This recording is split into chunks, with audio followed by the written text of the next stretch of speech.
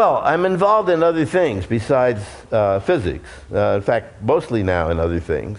One thing is distant relationships among human languages.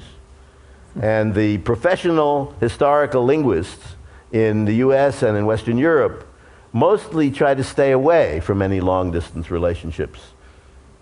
Big groupings that go back a long time, longer than the familiar families.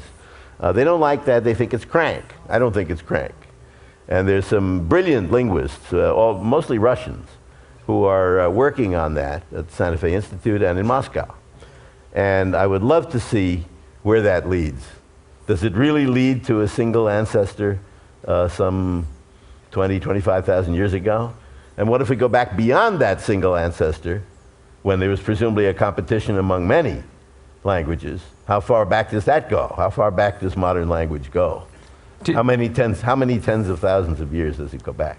Do you have a hunch or a hope for what the answer to that is? Well, I would guess that that modern language must be older than the cave paintings and cave engravings and cave sculptures and dance steps in the soft clay of the caves in Western Europe in the Aurignacian period, some 35,000 years ago or earlier.